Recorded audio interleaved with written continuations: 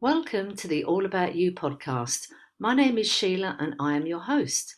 In this podcast, I invite people to tell their stories of their travels, hobbies, and passions. These podcasts are also now available on my All About You YouTube channel. So if you have a story to tell, please contact me on allaboutyoupodcast@yahoo.com and let's tell your story. Welcome to the All About You podcast, and my guest today is Duane Cerny, who is the co-owner of the Broadway Antique Market, Chicago's oldest and largest multi-dealer vintage destination. He has written a book called Selling Dead People's Things about his experiences and his journey of buying and selling dead people's things. Now, this is not going to be a morbid conversation, but it's going to be a glimpse into the world of other people's stuff. Duane, welcome to the All About You podcast. Hi, Sheila. Thank you for having me. I am very, very happy and so looking forward to this podcast because this is going to be fascinating. It's not going to be morbid at all. I think there's going to be a lot of laughs along the way. I trust you. Yes, I believe so. Okay, Duane, so let's start at the very beginning. Did you, as a child, want to be an antique dealer? You know, I actually didn't know what an antique dealer was, but I have a chapter in my book which describes that something. I was about 8 or 9, and I opened up what I called the porch store, which is I would go through the neighborhood with my little Sears Roebuck wagon and ask kids if they wanted me to sell their toys for them, their unused toys, and I would bring them all and put them on my mother's concrete porch. I had a sign that said the porch store, which again, in retrospect, was very bad marketing. Adults would drive by and ask if I knew somebody who did aluminum siding. They didn't get it. So basically, I consigned other kids' toys for them, or they could swap them out. So I would make, just a little bit of money. And till my mother put a stop to that. There were just too many kids hanging around in front of the house. Well, I appreciate your entrepreneur spirit at such a young age. Yeah, I've always had something going, or 2 or 3 things going, and that was the first one. Yeah. And a lot of times they were like broken toys or kind of crazy, but I don't even know where I came up with that idea, but it worked for a summer. Better than delivering newspapers. Well, they always say someone else's trash is someone else's treasure, and I totally believe that. Yes, it's become almost a lifestyle for me now. Yeah. So let's talk about the progression then. So you had your little store when you were 9 years old. What happened in between then for you getting involved with buying and selling dead people's things? Oh gosh, that's going to be a kind of a big jump there. I went to college on a poetry scholarship, which is my dad once said to me. He says, "What are you going to do? Stand on a mountain?" Because what are you going to do with that? But then I got a degree in English and theater, and I thought I was going to teach because my sister was a teacher. So I kind of followed her path. And in college, I went to the same college she went to, which was Northeastern Illinois University. And in college, I applied for all these scholarships. Basically, I was trying to get out of my parents' house. And I figured if I could get a scholarship, then they wouldn't have to pay for it and I could move. Didn't exactly work. So there was a playwriting scholarship, a fiction scholarship, and a poetry scholarship. And I wrote a play, a novel, and then I just threw together like a dozen poems. And I really didn't even think twice about that. Well, darn it, if I didn't win the poetry scholarship. I won a 4-year poetry scholarship. And so was awarded that from Gwendolyn Brooks, who was the poet laureate of Illinois. She had placed Carl Sandburg. I'm sure you've heard of Carl Sandburg. And so that kind of set me off on that, which again, like, what are you going to do with that? So from that, I went into word processing, legal word processing to make some money. And on the side, on the weekends, I would hit flea markets and garage sales, estate sales, and other stores. And I furnished my apartment just with the cast-offs from my mother's 1950s apartment. just big sofas and brass lamps and all the stuff that was down in the basement. And then I bought things to kind of fit in with that. I always liked older things. I didn't like new stuff. Then I used to go to one particular store, the largest antique store in Chicago at the time, Chicago Antique Mall. And I pretty much stalked the store, if you could stalk a store. I would go in there every weekend and wander around, and I was just dazzled. I had these saucer eyes of all this stuff. And I didn't know anything. I mean, I just knew, zero. This is before the internet, before you had a computer in your pocket. So all I could do is like read books, which I've always been reading books. So I just learned about a lot of things going in there. And I became friends with the owner's wife. And we started talking, and she said, she asked me what I did, and I said, well, I write business plans and resumes for people. And she said, would you be willing to do our marketing? And I thought, well, wow, that could really be fun. Of course, I could do that, but I really didn't know about antiques. And so she said, I can't give you any money, but I can give you a booth in the basement. And as anybody who's into antiques knows, if you go to an antique store, you want to go in the basement because that's where all the good stuff is, and certainly the reasonable price things. So they gave me a booth, and I didn't know what I was doing. And I would buy stuff that it would sell like the same day because I didn't know how to price. So the owner noticed that, and she paired me up with a dealer from Madison, Wisconsin, who needed somebody to supervise his booth. And she was unwilling to give him a booth because he lived so far away. And his name was Jeff Nelson. I went up to Madison. I met him, and he kind of became my mentor. I was just amazed at how smart this guy was. And he had managed a mid-century modern store in Madison, and they would sell to dealers in New York and LA. So right there, that's a big jump from going from, I don't know what I'm doing, to at least being friends with someone who does know what they're doing. So he took half the booth with me, and then we would buy things together, and we started renting booths and paying for them. And like within a year, we had most of the basement of the store. That store would close maybe about a year later. And oh my gosh, we were making money. It was great. Hand over fist. That store closed, and we were like, we're out of business. We have this new business. We're doing really well. So we opened up a single 1,500 square foot store across the street from the mall. So we opened the day the old mall closed. And then every, I would say, year, we would open up another store and another store. We took the basement. So we were like 10,000 square feet in like 4 or 5 years. And then another 3 years later, which would have been 8 years, we moved to Edgewater. We found an old vintage furniture store from the 1930s and moved the whole thing over there, and then again doubled our size to like 20,000 square feet. So that was 1998 we did that.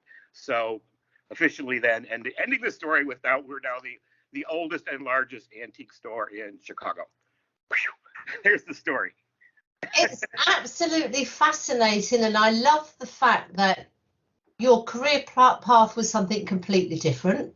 Yep. You had no sort of formal training in antiques or buying and selling, yet you went on to be incredibly successful. So can I ask you then, Duane, where were you actually sourcing all the stuff that you had in these basements and then in these stores? Sure, good question. Well, we're right in the Midwest. We're in Chicago. So Jeff was from Wisconsin, and he knew every little nook and cranny, every resale store, every antique mall up in Wisconsin. So we went through that state. He had a pickup truck, and we would be on the road like twice a week and made hundreds of trips, bringing things first to Madison to process them there. But we'd also go to Indiana, Iowa, Kentucky, as far as Kentucky, all the surrounding states. And at that time, not a lot from Chicago, which I think that's one reason that we did well, because we were bringing things from outside that people hadn't seen before.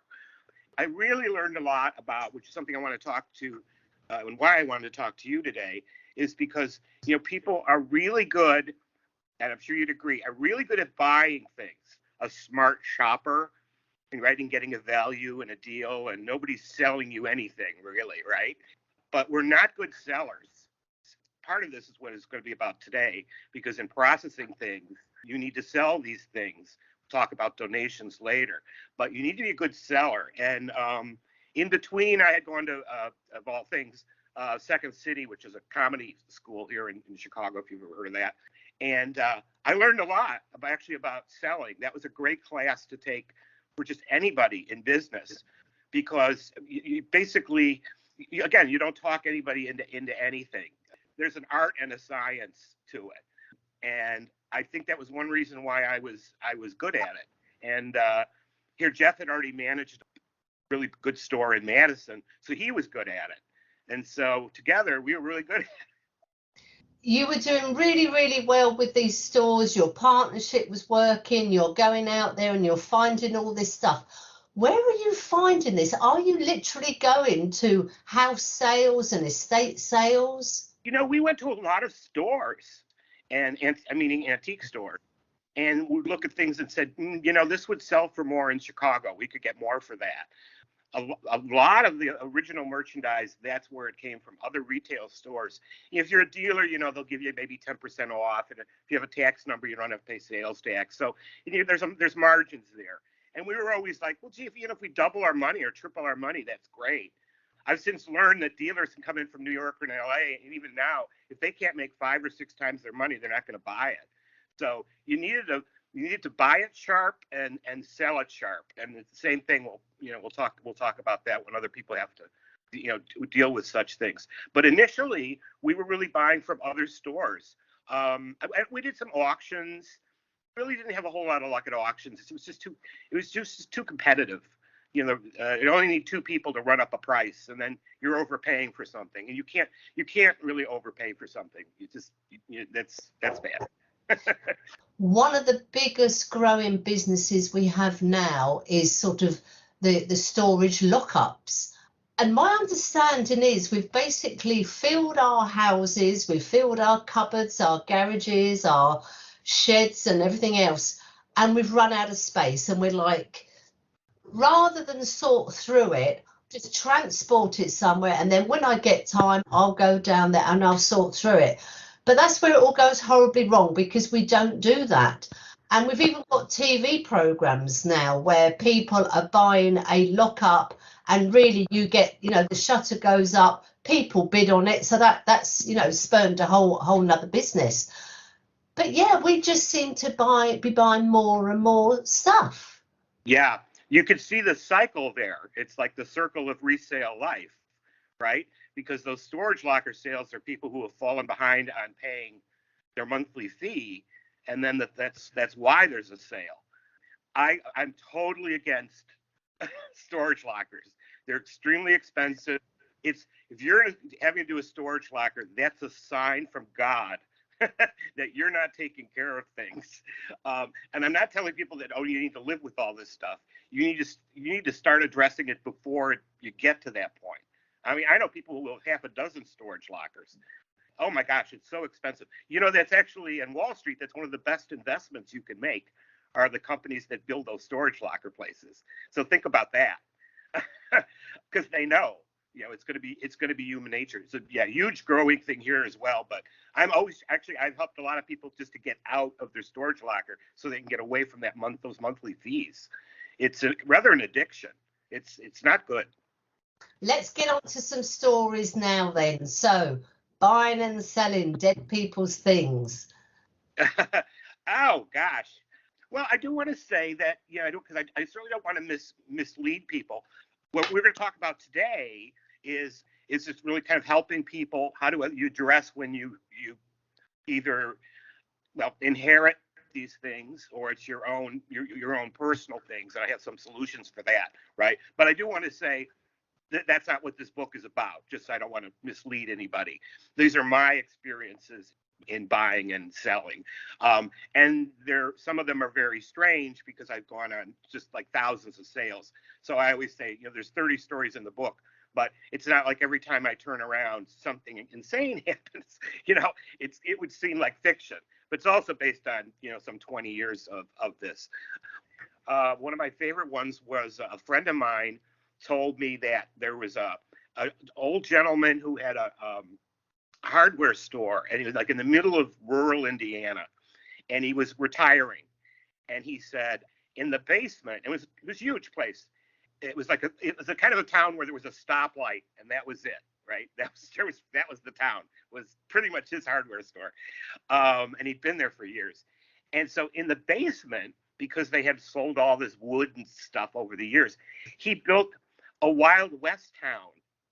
So if you can imagine like kind of Disneyland where you'd go to, or any kind of a theme park, right? And I mean, it was a real Wild West town. So there's wooden floorboards and there were intersections of streets and there were facades of buildings, and most were fake. You know, there's like a funeral home was fake, and there's the curtains are closed. It wasn't a real funeral home, but there was a candy store, and that was a real candy store, right? And there was a barber shop, which was a real barber shop, and there was a general store, which was kind of not really real. That was more like kind of propped out. It was crazy. I'd never seen such a thing in the middle of rural Indiana, and it was huge. It had to be, I don't know, 5,000 square feet. Why did he do this? Because he wanted to make his hardware store different than everybody else's. And when, you know, a family would go on Saturday and dad needs to buy farm equipment or whatever for the house or whatever you needed, he'd say to the kids, go downstairs. So it became a family destination. And of course, then he had a lady there selling, like, it was like penny candy and, you know. So anyway, he's retiring. So this is just empty. I mean, there are no people there, basically, because he's retiring. So anyway, I'm buying, like in the barber shop, I'm buying the signs off the wall because he had all this shaving stuff and people buy shaving things and razors. There were some razors there. And the candy stuff, I think I bought some of the empty jars. But the reason I went there is because my friend had said in the back, which was not open to the public, this guy has the historical expression really as a dime museum, but we would call it a sideshow. So a dime museum would be, and these animals were from Arizona, which was be like a roadside attraction, and you pay a dime and you get to see the freak animals. They were all taxidermy, right? Well, this is an incredible opportunity. When do you see things like this? And so it had a two-headed cow and a double-bodied lamb and a two-headed turtle and things in a jar. So freak animals, but again, all taxidermied. So they didn't kill them. As I have to point out to people, sideshow animals were really taken care of because people would pay more money to see a live animal than a dead animal. Animal oddities got the best of care because they were just worth more alive than dead, you know. But anyway, just as an aside, I negotiated with the guy, and he was a real character. Well, he wanted it all gone. So, and I think we agreed at $1,500. And he goes, well, you go upstairs and see Arlene at the cash register. It's a giant brass cash register, and pay for it. But you got to get it out of here today. So I go up there. I mean, we negotiated, of course. I think he started at $2,500, and I wasn't moving off of 15. That was pretty much all the money I had on me. So I pay Arlene, right? And Arlene says, and gives me the receipt. And Arlene says to me, true story, I'm so glad you museum people are getting this. I didn't know what she was talking about, but I'm not stupid. So I thought, well, I already bought them. She thinks I'm somebody else. And we loaded it all up into the van. And this was my friend Hy Roth, which is a couple chapters in the book about Hy Roth. Hy Roth was an illustrator at Playboy magazine. He was a cartoonist. Fascinating character. And a friend of old friend of mine. And this is the kind of adventures Hy Roth would drag me into. Just a lovely man.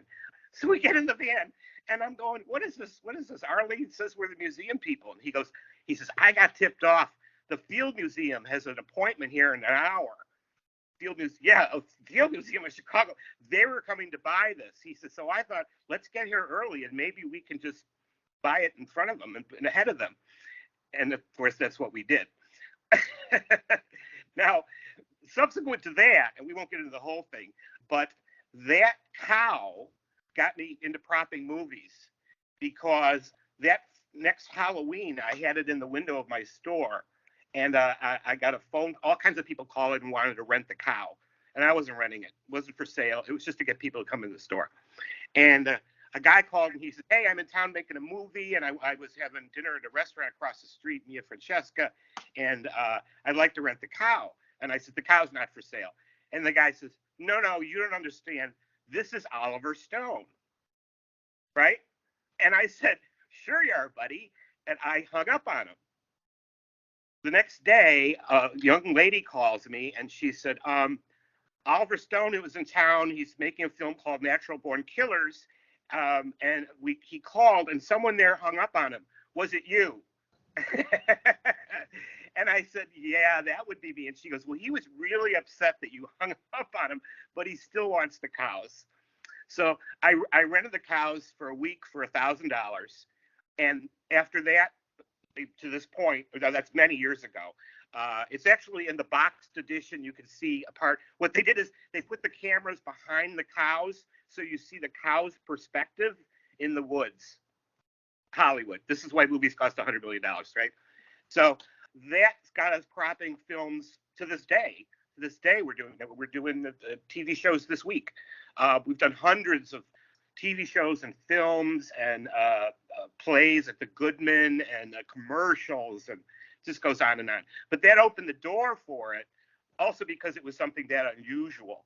And once you kind of get in that community of propping, people who prop things, then they know about you. They only have to find you once, and they'll say, yeah, this guy gets good stuff and he's easy to deal with. I think that is absolutely brilliant. You've gone from buying and selling things to loaning out various things for film and TV. I think that is brilliant. 80% of life is just being there. Just show up, right? To these opportunities. There's opportunities there, but you have to be there and you have to act on them. You can't go, probably hanging up on him was the best thing that I could have done. He just wanted it more. So that's just kind of dumb luck on my part. I've since learned, not to do that, but we just had so many goofy phone calls that I was just exhausted that day. And, Oliver Stone's calling me. I don't think so. But that's one of my favorite stories, because it's just kind of covers the waterfront of buying, selling, and then leading you into, a whole other business. I think that's a brilliant story, Duane. One of the things I wanted to go over with you is I have lots of conversations with people. Often they will have collections of crockery that were handed down. They've got glasses, art, jewelry, all sorts of different things. And I think one of the things is a lot of people now have got the collection, for example, of their mother's china, their grandmother's china.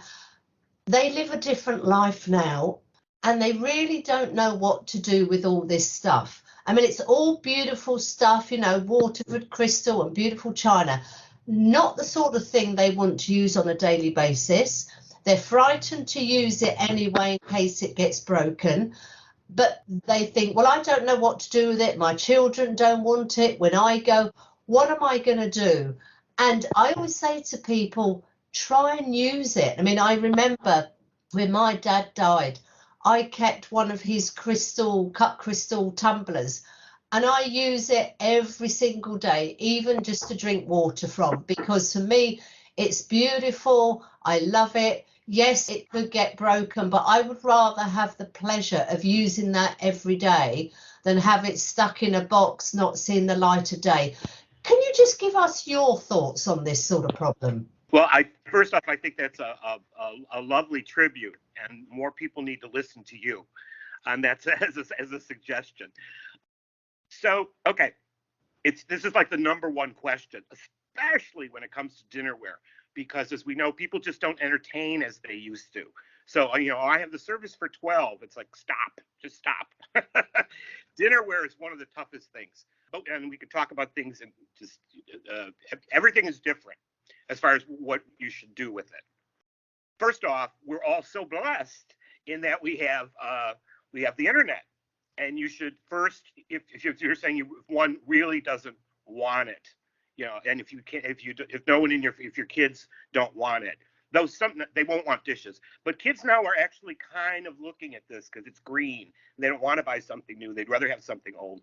Where 10, 20 years ago, kids wouldn't want their parents' stuff. It's a misnomer. They won't want dishes. That's not a misnomer. But other things, they might go, sure, I'll take that. Yeah. So, always ask them first, right? And if there's any other relative who you think might really appreciate it for whatever reason, my gosh, there's people who actually like broken dishes because they make shard art out of them. That's a thing. So first, look it up online. I'm going to suggest two things. One is very obvious.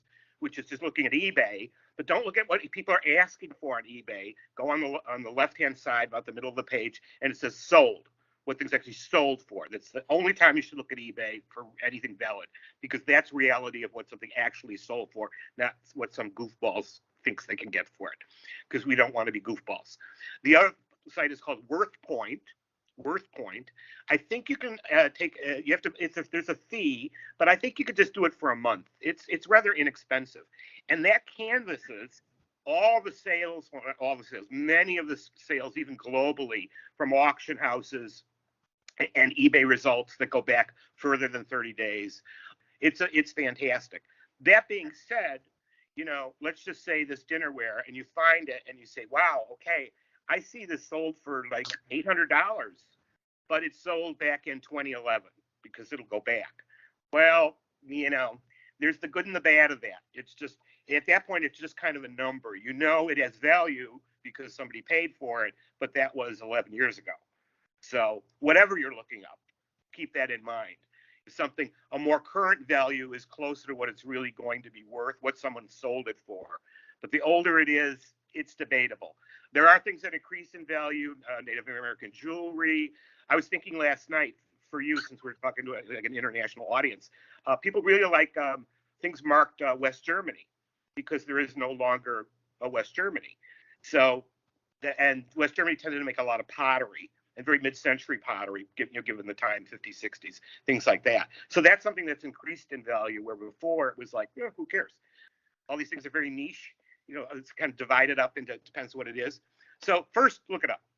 At that, if you can't find anyone, I do suggest, like, if you have a favorite charity or thrift and you donate it. I don't know how it works there in Spain, but here in the States, you make a donation, you can get up to $500. They'll give you a little receipt that you donated it. You can take it off on your taxes. Well, that's $500 right there, right? I'm sure from country to country it's different. Might be less, might be more, might not be effective at all. I don't know. Let's just say you inherited this set of dishes. Think about the person you inherited it from and where they would want it to go. Think about where the item actually originated, and as far as like where it should go. Thirdly, and you can't do this just because you had a set of dishes, but I would say if one has enough for an actual tag sale, you can either bring in someone to have a sale. You can have an estate sale of things that from someone who hasn't passed. It's just an estate. It's a estate that someone's still alive. If you have enough things. And people love to buy small things at estate sales. And even a set of dishes, that's considered smalls. It's not a china break front or a dining room set or whatever. You could sell those there, but it's harder. People showing up aren't prepared to go and buy a bedroom set. Dealers are, but for the most part, the public's not. So recapping, do your research online to see what you actually have. Is there any value to it? And particularly, like, if there isn't value to it, that's all the more reason you should donate it. Don't be like, well, if there was no value online for it, don't try selling it at a tag sale, because it's just gonna sit there.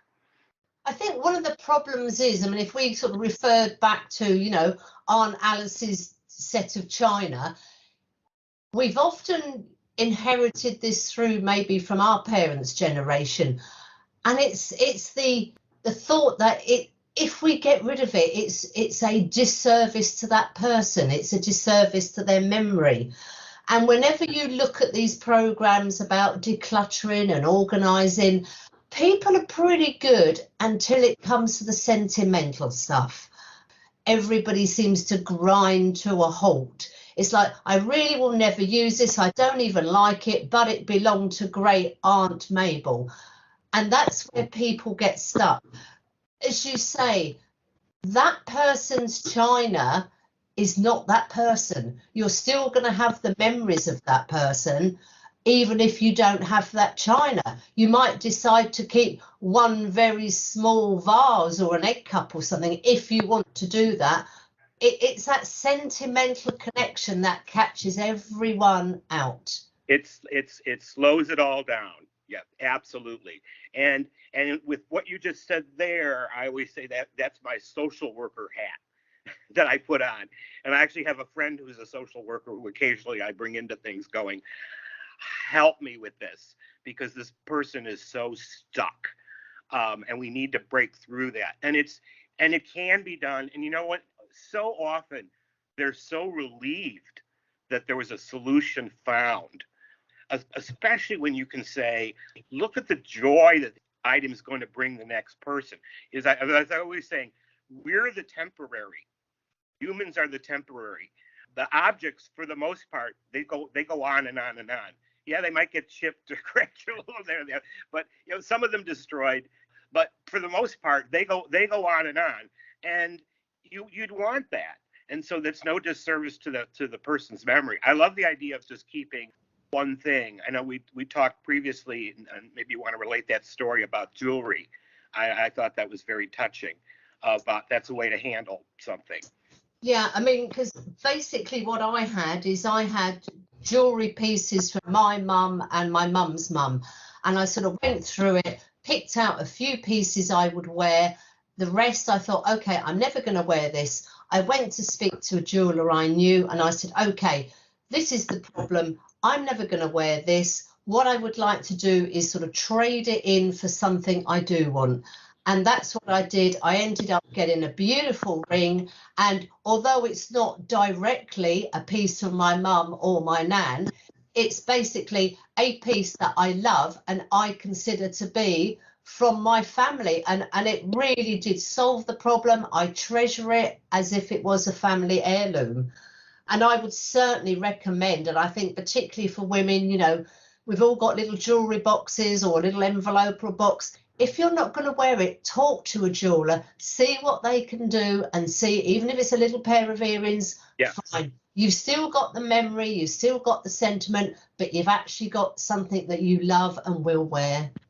And every time you look at it, you'll think of a whole collection of jewelry that brought you to that point in time. And I just think that's lovely. I mean, that's a very thoughtful thing. And I think that's often what people are afraid of, is that, I'm being dismissive. I'm not giving honor to these things. I would just add to that, for anyone who's hesitant, is, go to 3 different jewelers just to make sure you're getting, don't take the first offer that comes along, unless it's a good one, and then go back and take that one. So just like anything else, that would be a smart shopper, because you're selling something, right? So that's my 2 cents on that one. But I think that's a lovely idea. Another thing I could throw out, and I've been in this situation a couple times, I would say unfortunately, but it just happens, is that so I had my sister had passed back in 2000 at 50. She was very young. I had all this clothing, her clothing. She was a school teacher, but all this lovely clothes, and she's care of her clothes, and nothing fancy. This is just practical women's clothing, and there's a lot of it. And I'm in the business, and I was just lost, because it wasn't, I wouldn't be selling it anyway. It wasn't vintage, but that's not the point. I still wouldn't have sold it. I was like, what's the right thing to do? What's the right thing to do? And the people, donate it. And I go, well, yeah, you donate it, but I felt funny donating it to a thrift store that's then going to resell it, right? And I want to find the one that'd be the right cause. And then someone had mentioned, there's a place here in town, and it's called, and I'm sure there are many of these, but not by the same name, but so this here in Chicago, it's called Sarah's Circle. And what it is, it's a homeless shelter for women to relaunch them. And the deal is, they actually have I'm just going to say, like a dress shop, for lack of a better expression, a clothing store within their facility. And each woman is allowed to go and pick up a dress or a pair of slacks and a blouse and a pair of shoes and a handbag if they want it. And it's all very organized, and there's like always a line of these things. And it was great. It was a wonderful experience for me. I just felt right about it. And so these things weren't going. I know it's what my sister would have wanted, was these things to just help other women who were abusive relationship. But I'd also say now, particularly with everything that's going on in the Ukraine, I'm certain there's a huge demand for donated clothing. And so people should, I'm sure you can look online and find out where are they collecting these things, right? It's a time to do some good. This is a bigger issue. It's something you can do. It solves a problem for you. You'll feel good about doing it. It's the right thing to do. And it's something that, offhand, you don't really, think about. And like I said, I'm in the business, and I didn't know. And I've since, my aunt passed away in 2003, and then I did the same thing. And what I thought was funny about it was my aunt was very much the fashion plate. She had beautiful clothing. I've kind of laughed because I thought, wow, there's going to be some ladies walking around that they're looking fine from some of my Aunt Bernice's clothing. And I thought it was a little more difficult just because times had changed, but I was still able to connect with them. And clothing is just one of those things, again, you kind of stumble on stumble over rather, how do I handle this?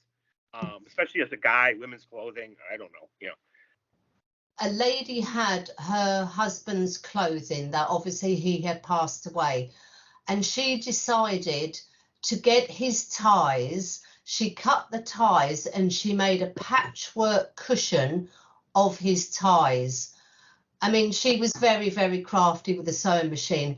It looked absolutely stunning. And she said, I was happy to get rid of everything else and send them out there for their next chapter in someone's life.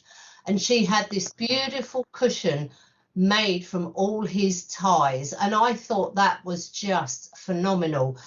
So there are things we can do that can solve the problem, plus we've still got the sentiment there, so we don't feel we're doing a disservice to that person, and we've still left with something very, very personal that we can enjoy in our everyday life.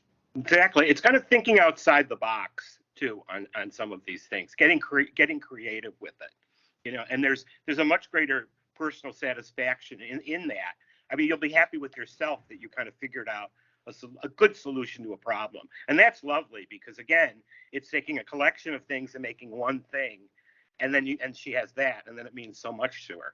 I'm sure it even has the scent of him on there with all those ties, right? So that's lovely.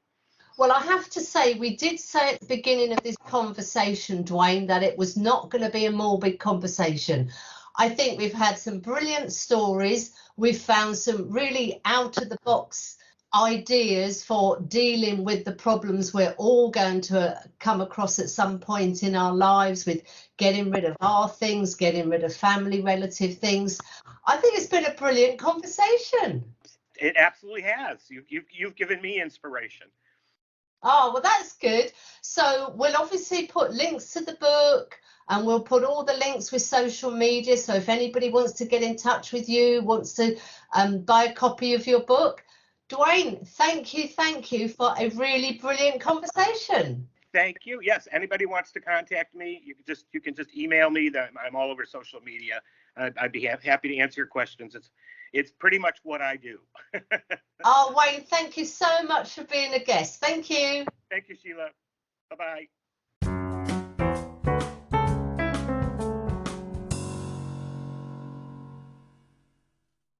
I hope you enjoyed the conversation. Please subscribe on whatever platform you are using. It is free, and if you would like to tell your story, please contact me on allaboutyoupodcast@yahoo.com and let's tell your story.